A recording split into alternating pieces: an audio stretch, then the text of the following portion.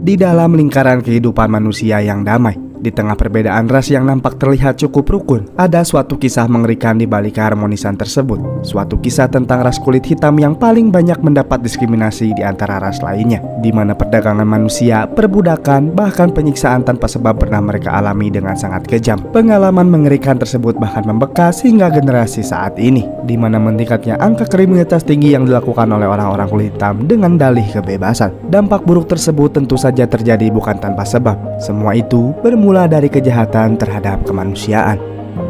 Film ini menceritakan tentang seorang budak berkulit hitam yang selalu mendapat hinaan dan siksaan dari orang-orang kulit putih. Ia berjuang keras untuk mencapai kebebasan meski kesempatannya sangat kecil. Ia harus melewati badai rintangan demi menyelamatkan istrinya yang telah diculik dan juga diperbudak layaknya binatang. Semua penghinaan dan kekerasan telah ia terima dari orang-orang kulit putih hingga menjadikannya pria yang tangguh. Dan untuk membalas perlakuan biadab mereka padanya, balas dendam adalah satu-satunya jalan terbaik. Dan inilah Django Unchained.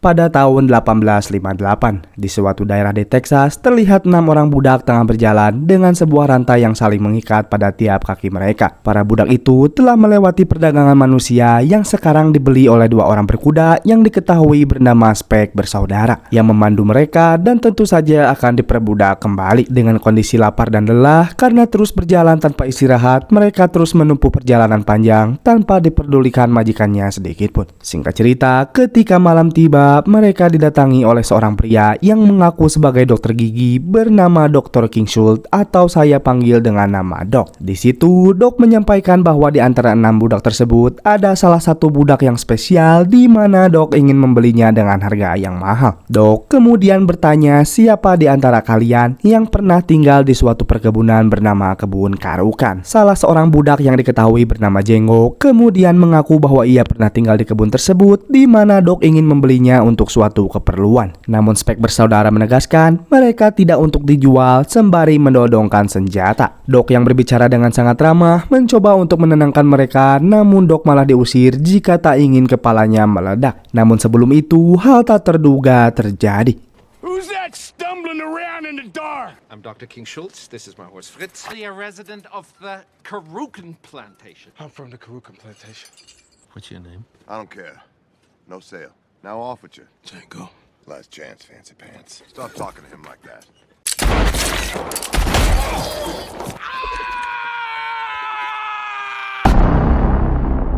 Setelah itu, Doc kemudian membebaskan semua budak dan meminta Django mengikutinya, sementara yang lainnya bebas pergi kemanapun. Django dan Doc kemudian pergi, sementara 5 orang lainnya menuntaskan suatu urusan yang sudah seharusnya dituntaskan. And since he won't be needing it anymore, I'd like to purchase. No, please.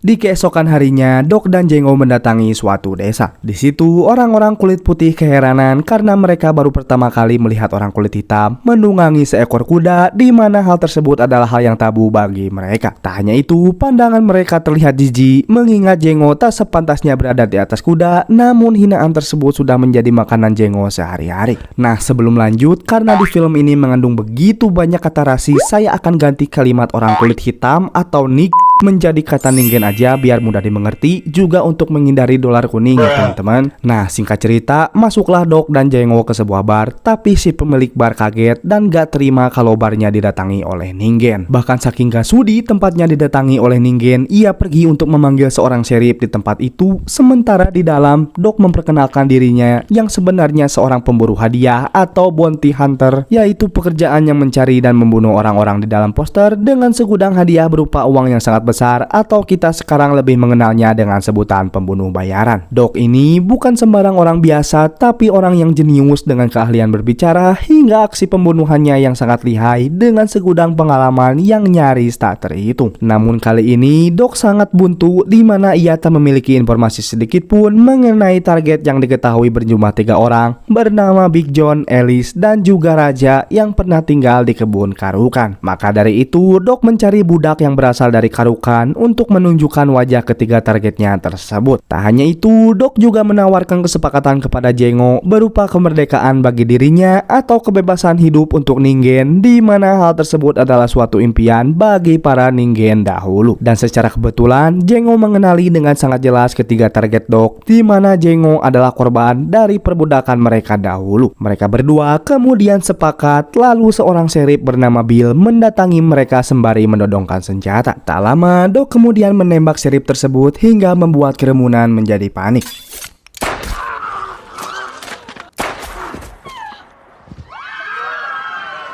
Singkat cerita, perjalanan kembali dimulai. Walaupun Doc bukan majikan dari Jengo, tapi ia memperlakukannya dengan sangat baik. Doc memberinya makan hingga membelikannya pakaian yang Jengo inginkan. Jengo terharu karena ini baru pertama kalinya ia diperlakukan layaknya manusia oleh orang kulit putih. Ia percaya bahwa Doc adalah orang baik yang tak peduli terhadap keberagaman ras karena semua manusia sejatinya adalah sama. Di situ Doc bertanya, jika nanti kau sudah merdeka dan mendapat upah dariku, apa yang akan kau lakukan? Jengo kemudian menjawab, aku akan menemukan istriku dan memerdekakannya dari uangmu. Jengo bercerita bahwa istrinya bernama Brumhilda dan sangat fasih berbahasa Jerman karena ketika kecil istrinya menjadi budak dari orang Jerman. Mendengar hal itu, Doc kemudian kaget di mana Doc sebenarnya juga lahir dan besar di Jerman. Maka dari itu, Doc kemudian memutuskan setelah membunuh 3 targetnya, Doc ingin membantu Jengo menemukan istrinya kembali. Dan mendengar hal itu, Jengo merasa sangat tersanjung. Kemudian pergilah mereka berdua ke Tennessee mendatangi konglomerat bernama Mr. Bennett, pemilik perkebunan dan tanah di situ. Dengan berpakaian yang terbilang cukup rapi pada zamannya, di situ Jengo menjadi titik perhatian para Ningen yang melihatnya. Tak hanya itu, saking jijinya melihat Ningen mengendarai kuda, Bennett gak sudi tanahnya didatangi Ningen seperti Jengo. Bennett memaki-maki dan mengusir mereka berdua dengan sangat kasar. Doc kemudian berkata bahwa Ningen ini adalah pelayannya dan juga orang merdeka. Tak hanya itu, Doc juga menawarkan uang sebesar $5.000 hanya jika Bennett menjamunya dengan baik dan memberikan wanita tercantik untuk menemani Jengo berkeliling. Mendengar hal itu, Bennett berubah pikiran lalu menjamu Doc dengan sangat hangat serta memberi wanita kepada Jengo untuk menemaninya berkeliling kebun di situ. Doc kemudian masuk sementara Jengo berkeliling sembari menggali informasi tentang ketiga targetnya melalui seorang wanita, dan si wanita itu menunjukkan batang hidung ketiga targetnya tersebut. Jengo kemudian memastikan bahwa mereka benar-benar target yang ia cari. Dan benar saja, ketiga orang itu kini sudah berada dalam jangkauannya. Nah, setelah itu scene memperlihatkan ketika Jengo dan istrinya mendapat siksaan dari Big John, Ellis, dan juga Raja akibat mencoba melarikan diri dari perbudakan gila yang dilakukan mereka bertiga. Di situ diperlihatkan ketika Jengo memohon-mohon agar ia menggantikan istrinya yang tengah mendapat hukuman cambuk, namun tak mereka pedulikan sama sekali. Sehingga dengan naasnya Jengo melihat istrinya berteriak kesakitan atas perbuatan biadab dari 3 orang tersebut dan membuat kepedihannya membengkak hingga saat ini. Kemudian Jengo mendatangi Big John yang kebetulan tengah menyiksa seorang wanita yang juga ditemani saudaranya yaitu si Raja. Tanpa pikir panjang, Jengo kemudian membunuh mereka. John Brittle!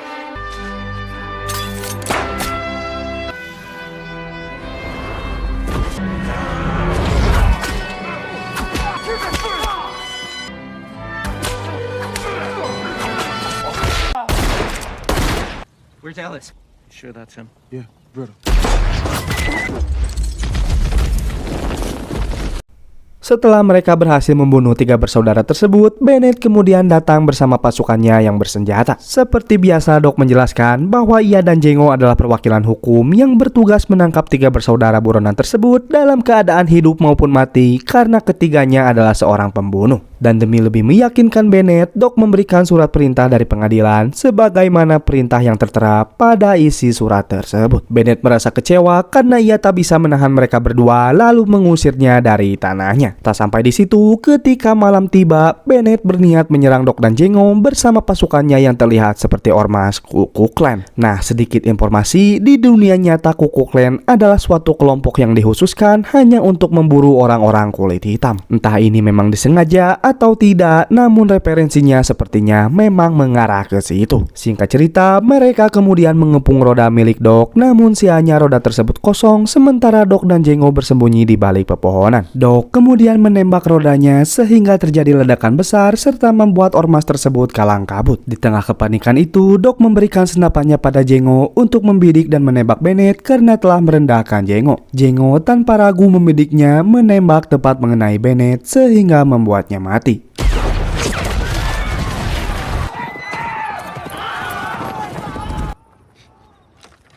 Would you care to?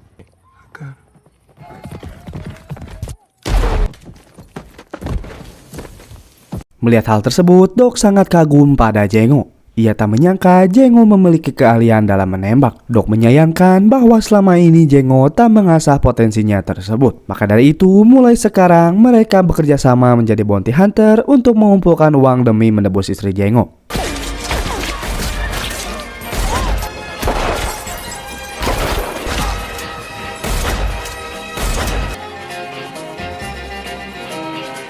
Singkat cerita, setelah melalui beberapa pemburuan, Jengo kemudian terlihat tengah membidik sasarannya hingga berhasil membunuh targetnya tersebut. Setelah itu, Doc kemudian memberinya sebuah kertas bounty seseorang dengan jumlah bayaran yang sangat besar. Perlu digarisbawahi, di sini Jengo menunda bounty tersebut dan memilih melakukannya jika nanti istrinya selamat. Dan kertas itu Jengo simpan baik-baik di dalam sakunya. Kemudian mereka berdua pergi ke Mississippi. Di sebuah bar, Doc mendapat informasi mengenai istri Jengo, di mana kini istrinya menjadi budak di salah satu konglomerat bernama Calvin Candy. Masalahnya, mereka tak bisa langsung membelinya karena Calvin Candy ini bukan orang sembarangan, di mana ia adalah pengusaha kapas terkaya keempat di Amerika. Tak hanya itu, Calvin Candy juga dikenal sebagai seseorang yang amat rasis serta memiliki hobi yang sangat tidak manusiawi yang akan kita ceritakan sesaat lagi. Maka dari itu, jika ingin membeli budak darinya, mereka membutuhkan suatu rencana dengan memainkan sebuah peran. Singkat cerita, berangkatlah mereka menemui Candy. Di suatu rumah, mereka dijamu oleh pengacara Candy yang bernama Mr. Mogi. Nah, karena Doc cukup dikenal di kalangan para konglomerat, jadi mudah aja baginya mengatur pertemuan atau janjian dengan para konglomerat, termasuk dengan Candy, sekalipun berkat bantuan Mr. Mogi ini. Kemudian, bertemulah mereka berdua bersama Mr. Candy yang tengah mengadakan hobi bejatnya, yaitu pertarungan Mendingo. Mendingo adalah pertarungan gulat yang dikhususkan untuk para budak berkulit hitam hingga salah satu di antara mereka mati. Pertarungan gila ini mau mau harus Ningen lakukan hanya demi memuaskan hasrat majikannya sendiri tanpa memikirkan mereka bertarung dengan satu ras yang sama. Pilihannya, jika petarung tak ingin mati, tentu saja mereka harus berusaha hidup dengan membunuh lawannya sendiri. Intinya, gulat tersebut adalah pertarungan sesat serta biadab yang didirikan oleh orang-orang kulit putih dahulu. Maka dari itu, Doc meminta Jengo berperan sebagai petarung Mendingo, sementara dirinya berperan sebagai pencari petarung yang akan membeli salah satu petarung terbaik milik Candy agar rencana awal mereka membeli istri Jengo terwujud. Nah, jadi intinya kalau Doc beli Broomhilda atau istri Jengo secara langsung, si Candy ini pasti nolak karena pasti gak tertarik secara harga budak itu terbilang murah. Sementara jika Doc membeli salah satu petarung Mendingo milik Candy dengan jumlah uang yang besar, otomatis si Candy bakal tertarik. Nah, setelah itu lanjut dah beli Broomhilda. Intinya untuk sekarang Doc mikir buat bikin si Candy ini tertarik aja dulu sama tawarannya. Nah, singkat cerita, Doc bilang kalau ia mau mencari petarung Mendingo. Tapi si Candy langsung menolaknya karena menurutnya ningen-ningen di sini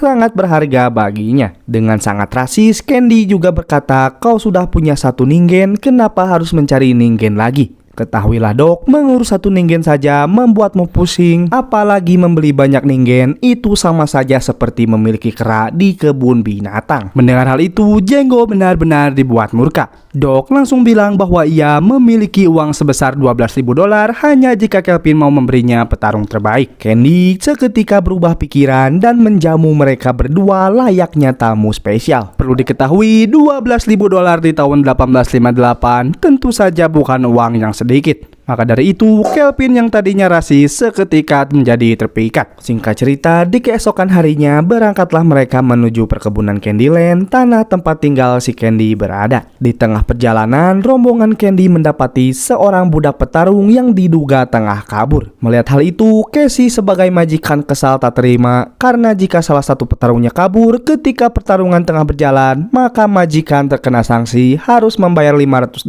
kepada majikan lawannya. Budak tersebut memohon untuk diampuni karena ia merasa sudah tak sanggup lagi untuk bertarung. Melihat hal sedih itu, Jengo kemudian berjanji akan membayar $500 demi sanksi Candy pada majikan lawannya. Candy menyetujuinya, namun tetap saja Ningen yang kabur tersebut masih milik Candy seutuhnya dan harus diberi hukuman personal. Maka dari itu, biadabnya si Candy ini membiarkan anjing peliharaannya mengoyak habis Ningen tersebut hingga tak bernyawa di depan mata Doc dan Jengo. I can't fight no more, Mr. O'Candy. Come on now, boy. Get on out that tree. Mr. O'Candy, I ain't got it. You in trouble now, son.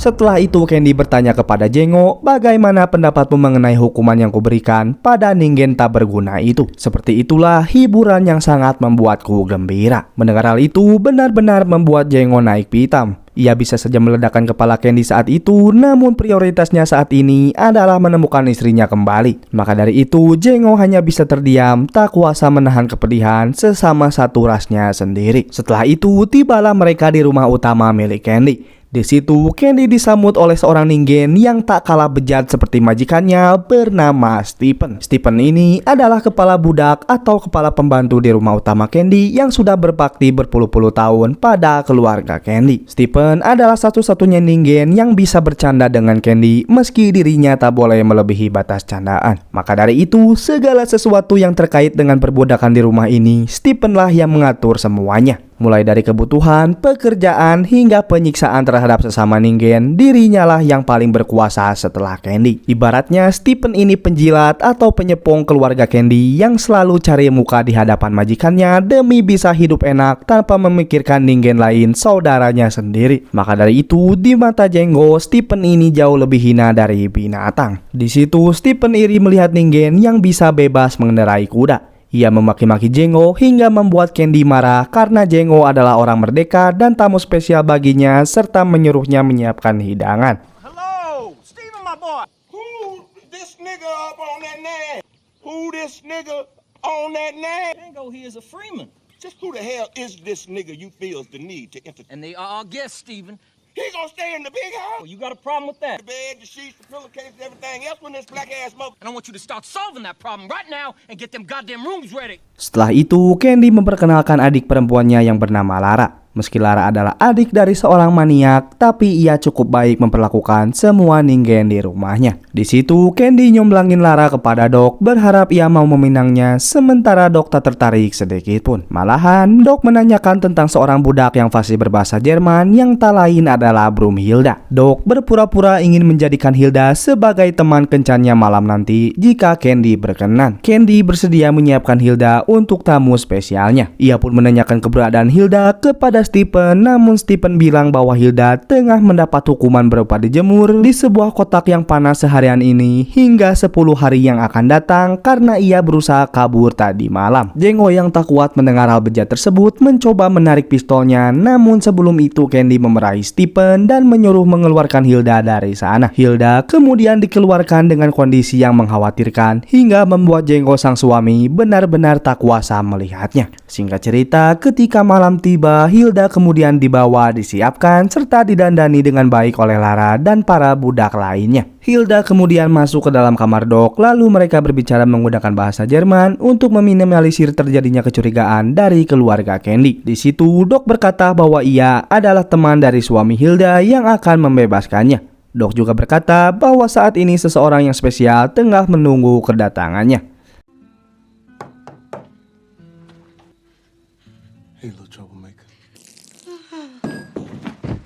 Singkat cerita, Doc, Jengo, dan Candy makan bersama. Dengan kepiawaian Doc dalam berbicara, semakin lama mereka berbincang, semakin kagum Candy mendengarnya. Sesekali Hilda datang membawakan makanan sambil saling curi pandang bersama Jengo. Dan sialnya, hal tersebut terlihat oleh Stephen di mana ia mulai menaruh curiga. Stephen kemudian menginterogasi Hilda, menanyakan apakah ia sudah saling kenal bersama Jengo. Namun Hilda tetap kekeh kalau ia tak mengenal Jengo sedikit pun dengan sikap yang agak gugup. Stephen kemudian menggiring Hilda ke tempat para tamu. Di situ, ia melakukan sebuah trik dengan memperlihatkan bekas luka cambukan Hilda yang selalu ia lakukan untuk melihat bagaimana reaksi Jengo terhadapnya. Melihat bekas luka tersebut, mimik wajah Jengo seketika berubah menjadi cemas dan sialnya lagi Stephen mengamati perubahan ekspresi Jengo tersebut. Ia semakin yakin bahwa Hilda dan Jengo memiliki suatu hubungan. Stephen kemudian mencari alasan agar ia dan Candy bisa berbicara empat mata. Melihat gelagat mereka berdua yang sepertinya mencurigakan, di situ Doc dan Jengo sempat keringat dingin. Candy kemudian izin meninggalkan mereka, lalu berbicara dengan Stephen di belakang. Di situ Stephen menegaskan bahwa maksud dan tujuan Doc dan Jengo datang ke sini bukan untuk membeli petarung Mandingo, melainkan untuk membeli Hilda. Candy kemudian tertawa serta menanyakan maksud dari perkataan Stephen tersebut karena Candy tak ingin membuang-buang waktu sementara ia sedang didatangi oleh Doc, tamu konglomerat yang spesial. Stephen kembali berkata, mereka berdua telah menipumu karena aku yakin bahwa Hilda dan Jengo sudah saling mengenal satu sama lain. Mereka tak berniat membeli petarung Mandingo, bahkan mereka belum membayar sepeser pun. Candy kemudian berkata, lalu untuk apa mereka berdua panjang lebar membahas petarung Mandingo jika hanya ingin membeli Hilda, seorang budak ningen yang bahkan harga jualnya tak lebih dari $300.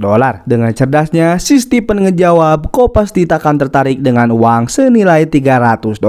Tapi jika dengan uang sebesar $12.000, tentu kau pasti akan terpikat. Dan setelah kau terpikat, disitulah kesempatan bagi mereka menawar Hilda. Karena bagaimanapun, tawaran $12.000 untuk Mandingo harga yang tak masuk akal. Dan itu hanyalah pancingan agar membuatmu tertarik terlebih dahulu, atau istilah lainnya, mereka sengaja ingin mengambil alih hatimu. Mendengar hal itu, Candy merasa sangat tertampar. Ia tak mengira telah dibodoh-bodohi oleh Doc bersama seorang ningen yang mana membuatnya terlihat hina. Maka dari itu, Candy kemudian keluar lalu menyuruh anak buahnya untuk mendodongkan pistol kepada Doc dan Jengo sembari mengancam sebagai ganti rugi atas kealotan drama yang mereka buat, di mana kini mereka harus membeli Hilda dengan uang sebesar $12.000. Jika mereka menolak, kepala Hilda akan pecah oleh palu yang tengah Candy pegang. Doc dengan terpaksa menyetujuinya serta memberikan uang yang mana uang sebesar itu adalah hasil bounty Doc selama 1 tahun terakhir. Hey! Lay your palm flat on that tabletop. There have been a lot of lies set around this dinner table here tonight. Your ass in that gut. And if y'all want to leave Candyland with Broomhilda, is $12,000. Take this goddamn man out of here and beat our ass to death. Me! May I lift the hands off the tabletop in order to remove it?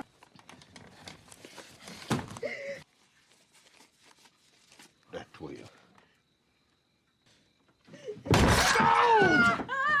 Singkat cerita, setelah melewati tensi yang begitu panas, terlihat Candy yang menandatangani surat pembelian, kepemilikan, atau surat kemerdekaan milik Hilda yang kini telah sah serta harus ditandatangani juga oleh Doc selaku pembeli. Setelah keduanya sepakat, Doc lalu pamit untuk pergi, namun Candy meminta untuk berjabat tangan, di mana hal tersebut adalah adab setelah negosiasi selesai. Doc yang tengah kesal menolak hal tersebut, namun Candy tetap kekeh ingin berjabat tangan dengannya. Dan setelah itu, hal tak terduga pun terjadi. Cut her ass down.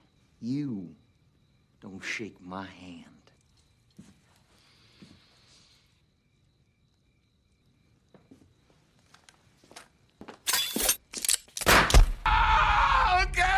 I'm sorry. I couldn't resist.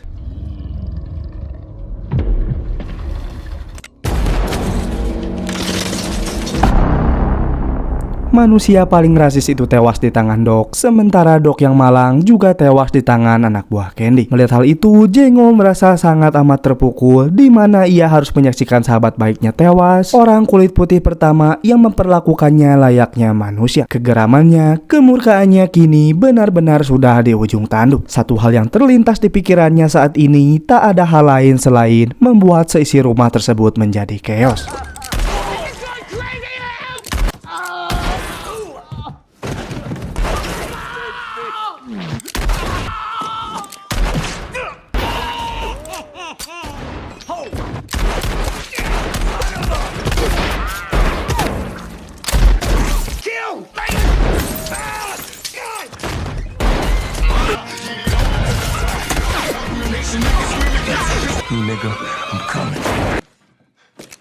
Singkat cerita, terlihat Jengo dalam keadaan terdesak. Tak hanya itu, Hilda tertangkap oleh anak buah Candy yang bernama Billy. Stephen kemudian menyuruh Jengo untuk menyerah atau Billy menembak kepala Hilda. Jengo tak punya pilihan lain selain menyerahkan dirinya sendiri demi keselamatan istrinya. Setelah itu, di sebuah gudang, Jengo kemudian ditelanjangi, digantung secara terbalik. Di situ juga terdapat jasad Doc. Billy kemudian datang membawa pisau yang telah ia panaskan untuk menghukum memotong titik Jengo.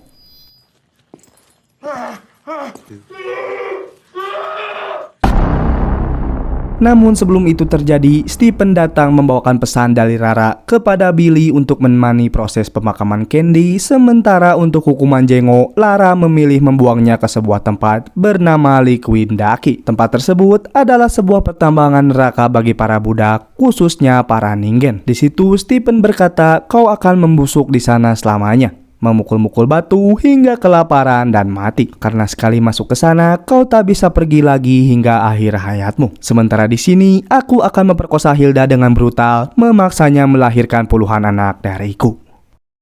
Singkat cerita, Jengo kemudian ditawan oleh 3 orang anak buah Candy bersama 3 petarung Mendingo yang dikurung untuk menuju ke pertambangan. Di tengah perjalanan, ketika mereka istirahat, di situ Jengo teringat ia memiliki kertas bounty di sakunya yang tadi sudah saya ceritakan di awal. Nah, karena Jengo punya kertas tersebut, ia mempunyai ide yang brilian. Jengo kemudian manggil tuh salah seorang anak buah Candy, kita sebut saja Quentin Tarantino. Nah, ini mukanya. Sekilas kok kayak gak asing ya. Coba yang tahu siapa dia komen di bawah. Nah, setelah itu Jengo ngerayu Tino dengan berkata, daripada bekerja jadi bawahan orang yang sudah meninggal, lebih baik kau membantuku. Tino ngejawab, diamlah Ningen, omong kosong apa yang sedang kau bicarakan. Jengo berkata lagi, aku sedang membahas uang sebesar $11.000 yang akan membuatmu kaya sampai tua nanti, di mana aku memiliki kertas bounty di dalam sakuku. Barulah setelah mendengar uang sebanyak itu, Tino terpikat penasaran. Jengo kemudian memberikan kertas tersebut serta menjelaskan bahwa uang yang akan Tino peroleh adalah uang yang legal. Namun karena mereka tak terlatih menjadi bounty hunter, maka mereka membutuhkan jasa Jengo. Tino dan kedua temannya kemudian berunding. Dan sebelum menyepakati pemburuan itu, mereka bingung kenapa budak seperti Jengo mempunyai kertas bounty. Jengo kemudian menjawab, aku bukan seorang budak, melainkan orang yang merdeka. Jika kalian tak percaya, silahkan tanya para pemain Mendingo itu. Dan untuk meyakinkan bahwa Jengo benar-benar orang yang merdeka, mereka menanyakan kepada petarung Mendingo, di mana jawaban mereka adalah benar bahwa Jengo bukan seorang budak. Bahkan ia datang ke Candyland dengan menunggangi kuda. Dan setelah itu, mereka kemudian sepakat untuk berburu serta membebaskan Jengo. Bahkan yang lebih bodohnya lagi, mereka memberikan Jengo pistol yang malah menjadi bumerang. Well, Smoke, you got a deal. Right for a black fella. Oh, yeah. And they're perfect.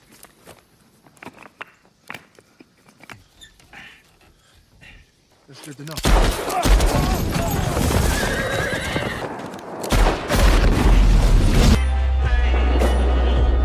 Yeah, put it back to you. Now I don't see pleasure in the man. Singkat cerita, setelah Jengo bebas, diperlihatkan Hilda yang tengah disandra di suatu base camp anak buah Candy. Sementara di sisi lain, Jengo kembali ke gudang tempat ia dirantai tadi untuk berbelasungkawa kepada Doc, orang yang berperan besar dalam kebebasannya. Ia mendoakan Doc serta mengucapkan perpisahan terakhirnya pada satu-satunya sahabat yang telah memanusiakannya. Tak lupa, Jengo membawa surat pernyataan kebebasan milik Hilda yang berada di saku Doc. Dan agar kematian Doc tak sia-sia, sekali lagi Jengo berjanji untuk membantai orang-orang kulit putih di rumah utama. Tak lama setelah itu, di kediaman Hilda, Jengo kemudian datang dan membantai semua orang yang berada di situ.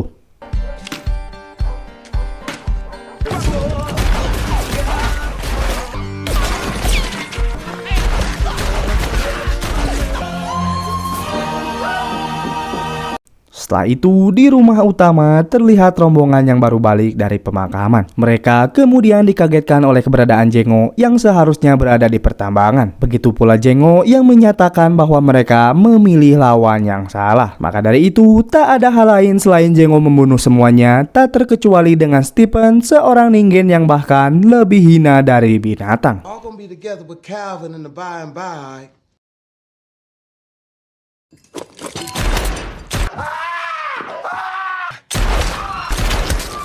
The D is silent here, baby.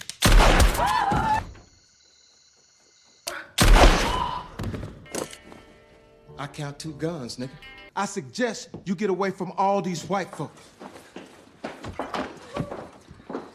Not you, Stephen. You didn't mention kneecapping. Please, Jesus, let me kill this nigga. They ain't gonna just kill you, nigga. Django! You open it! He's the guy who's the talker. Don't you bother with the restless.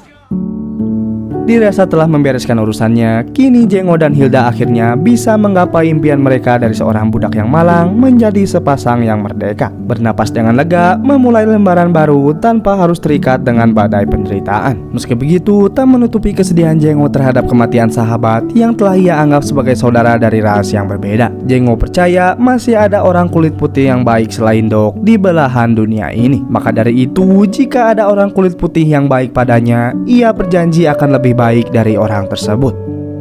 Memiliki tampang rupawan, bergelimang harta serta tingginya status sosial seringkali membuat seseorang merasa paling sempurna, merendahkan yang lain, enggan merangkul satu sama lain hingga melupakan bahwa kodrat kita di mata Tuhan itu sama. Maka timbullah kesombongan, membuat kita lupa bahwa semua manusia berasal dari tanah. Merasa berkuasa karena fisik dan harta berada di atas, lagi-lagi membuat kita lupa bahwa kelak semua akan dipertanggungjawabkan di hadapannya. Lantas siapa yang harus disalahkan? Apakah pantas jika kita menyalahkan lupa? Tapi kita sedang tidak membahasnya. Yang pantas kita bahas adalah seberapa jauh kita menjadi manusia dan seberapa jauh kita memanusiakan manusia. Dan ketahuilah, Tuhan mengusir iblis dari surga karena kesombongannya. Manusia yang bahkan belum menginjakkan kakinya di surga, namun kesombongannya sangatlah menyeramkan.